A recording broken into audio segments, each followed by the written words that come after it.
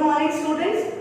This module is totally dedicated to the topic characteristics of population. In the previous modules we have learned a lot about the population. We even learned about this, but on the demand of certain students they were unable to understand the topic, especially population pyramid. So for that sake I have made this module. Just listen to me carefully and try to understand the topic. So here we will discuss in brief about what is population, and then we will come to the characteristics. So students, what is population? Population consists of the number of people living in a particular area. These people are also known as resource, human resources. Why and how can we be a resource? Like I am teaching you. So I have a skill of teaching. So when I am using my skill to give you knowledge, to impart knowledge to my students, then I am a resource. You are also a resource in making. You are learning, you are getting education, and when you will grow up, you will have skill, different skills. Some of you will become engineers, others will become doctor, nurses, workers in the industrial sector. You will go and become teachers, professor, lecturers. You will go to different fields, you will become actor, actress, or different areas of occupation you will go. And then as you will have skill, so you will be a resource. So like this, we human beings are a resource and an asset. We are very valuable when we have skill. So the population is the number of people living in a particular area, and this population is highly skilled, and that's why we are also known as resource. Now why people want to settle somewhere? This is totally dependent on the landform, means whether the area is a mountainous area or is a plain area or is a plateau area. We prefer to live in the river valleys or plains where we can make transport networks easily, where we can grow crops, where we can make our houses and so on. People do not prefer to live in mountainous and hilly areas because the terrain, the land is very uneven and it's very difficult to live, to make houses, to make roads, etc. It's very difficult. So people prefer not to live in mountainous areas. Now, the second physical factor can be fertility of the soil. People prefer to live in areas with fertile soil. Reason you know, it's very good for growing crops. Now, the next factor is climate. Climate is another physical factor.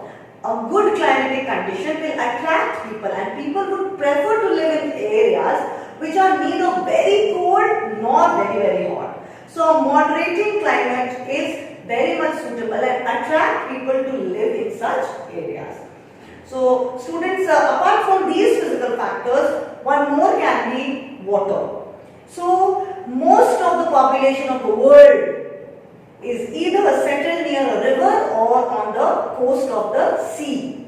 So either on the ocean coast or on the bank of a river, people prefer to settle, because if we think about how much we need water from the beginning of the day till the end of the day, in our houses, in our factories, in our industries, in our agricultural areas, each and every place we need water. So students, water is another very important factor which attract population.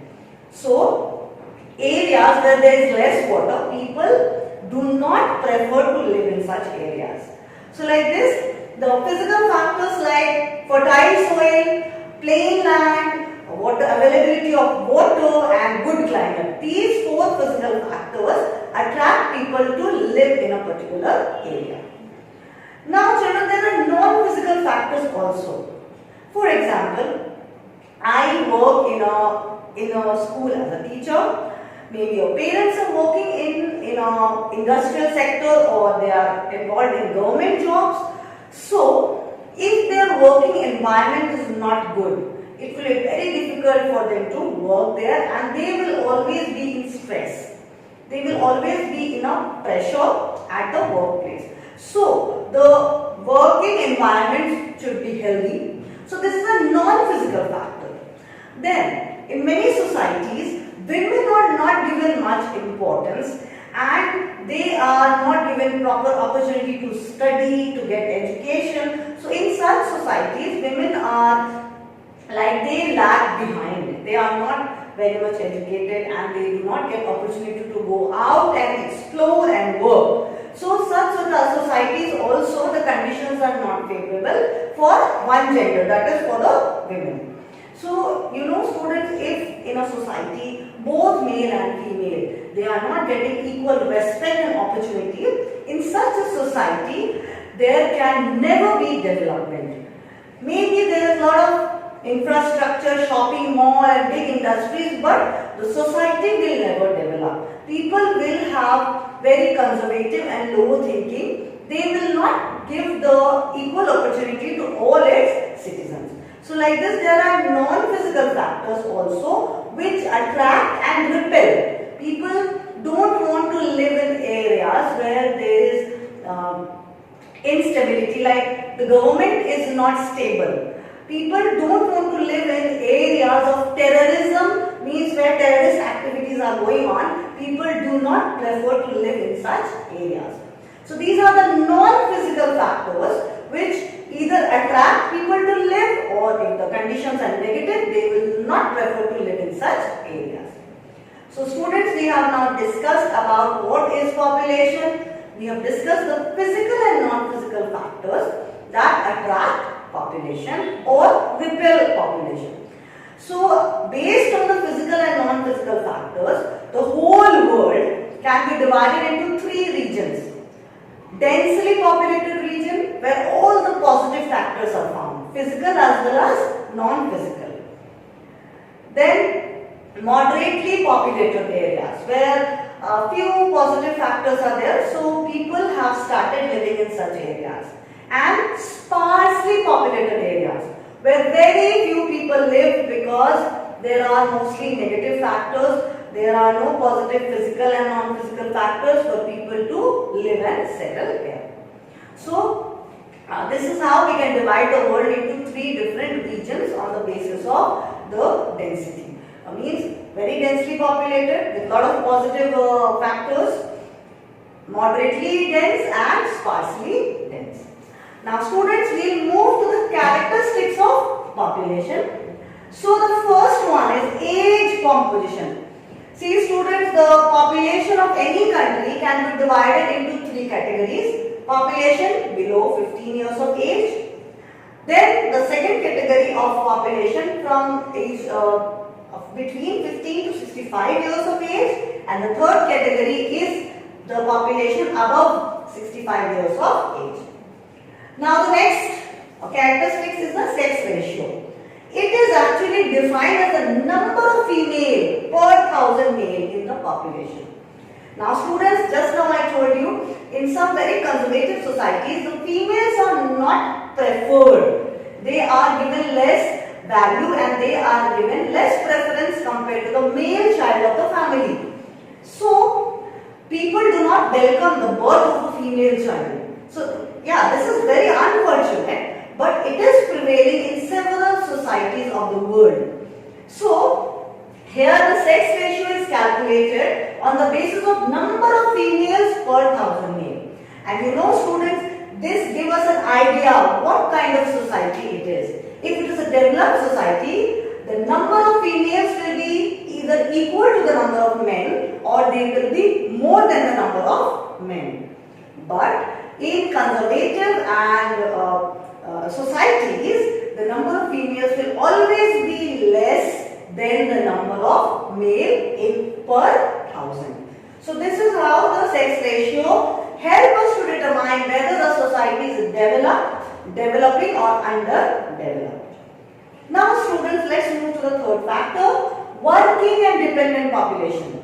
Now children, there are two categories of population. One is working and bringing income, means they are earning money for their family, and the second category is dependent. So definitely the children, they don't work, you all don't work now, but your parents are working. So your parents fall into the second category of adult, they are in between age group 15 to 65 and they are working population. They bring money, they bring their salary and all the household requirements are fulfilled.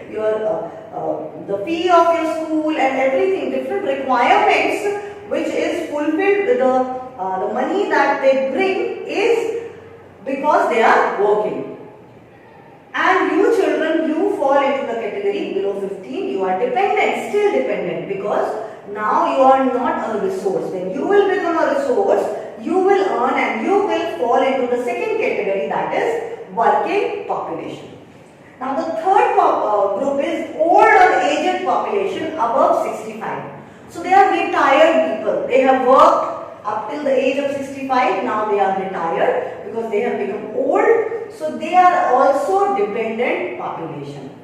Now children, adult population 15 to 65, they are productive, means they are working for the country and they are leading to development. It's not only that they are bringing money as they are getting salary, but they are leading to the development of the country. For example, I am teaching you right now, I am giving you the knowledge and you are learning from me and you are becoming better. You are learning something from me and you are acquiring a skill. So like this, I am helping in development of the country. So this is a very small contribution. If you see all the workers, doctors, engineers, farmers, lawyers, even artists, they inspire and lead to the development of the country. So now come to the fourth, last, the characteristic of population, that is population pyramid. So here students, you will see, if you see the picture of a population pyramid, it's like a triangular shape. Pyramid definitely is a triangular shape. The structure of the pyramid shows the level of development of a country. If you see the population pyramid of India, the base is very broad because the number of children are much more in India. The reason is we have high birth rate. In India, the birth rate is very high. And as we go up, the pyramid becomes narrow. This is because due to the development of the medical facilities, we are not very good at the level of development of medical facilities, but we are at average state. So the death rate has come down. When we got independence, our birth rate and death rate both were very high. But now we have controlled the death rate, but still birth rate is high. We have even controlled the birth rate, but still it is very high. And all of us know we are the second most populated country in the world. So the population pyramid gives us the idea of the level of development of any country. Now students will learn about the population pyramid of India, Kenya and Japan, and with the help of that we understand the concept of population pyramid. Now we learn about the population pyramid. So a population pyramid is also an age gender pyramid, and it is also known as age sex pyramid. Is a graphical illustration, means graphically it is shown, it is displayed in the form of graphical representation. So it is known as graphical illustration that shows the distribution of various age groups in a population, which forms the shape of a pyramid. Like students, number of old people, young people will be shown in the population pyramid. The number of males and females will be shown in the population pyramid. The number of people in different age group, like from 0 to 15, from 15 to 65 and 65 and above, will also be shown in the population pyramid. Let's see. So I'll show you in this module 3 different countries, Kenya, India and Japan.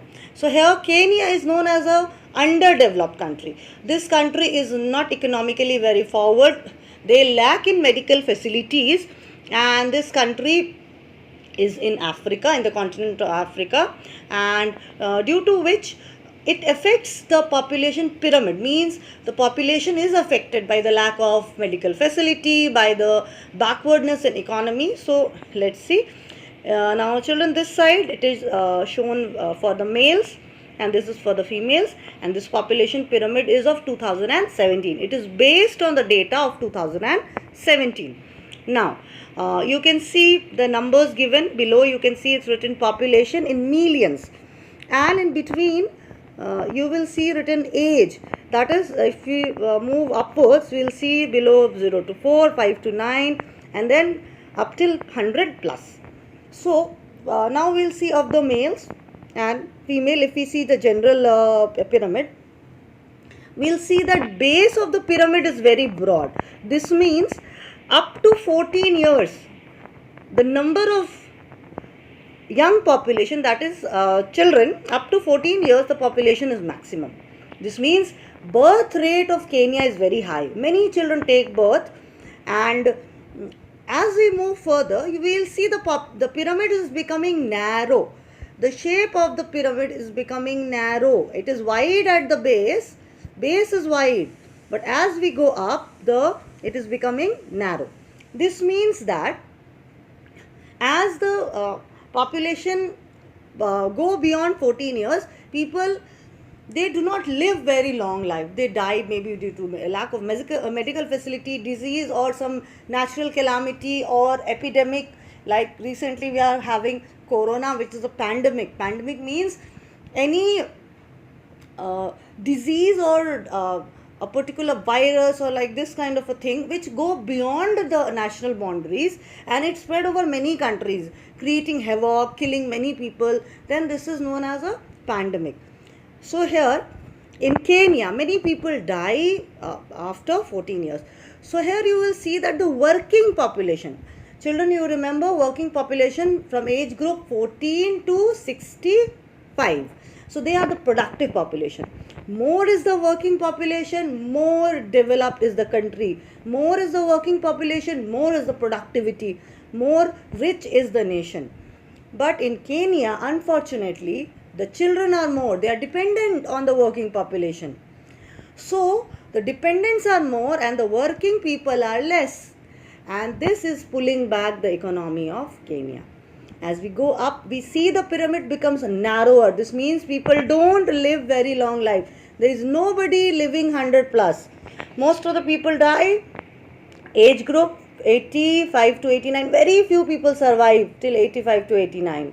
So we can see that Kenya is lacking medical facility. The birth rate is more. Working population is less, and the dependent population is more. And therefore, in Kenya, there is a lot of problem regarding the health, and there is less arrangement for better health facilities for the people of Kenya. And that's why Kenya is economically backward. Its population pyramid is shaped like this with a broad base, and towards the top it becomes tapering, means it becomes narrow. So we have understood the population pyramid of Kenya. Now next is our population pyramid of India of 2016. So in this you will see that again it's broad, at the base is broad, means in India we know we are the second most populous country. So in India, population is very high. The birth of rate is very high in India, so definitely the base is broad. But as we go up, the middle portion, that is the working population till 65, it is not that less, means we are trying to maintain a balance. Though working population is less than the dependent population, that is the children are more than the adult, means children are dependent and the adult population is working. So definitely children are more, but if we compare it to that of Kenya, in Kenya working population is very less compared to the children or the young population. But in India, we have, with a lot of effort, we have tried to reduce our birth rate. So we have a big group of working population. So we are developing country. Developing means we are going towards maintaining a balance. We are trying to maintain a balance, and we are waiting for the day when the working population will be more than the dependent population.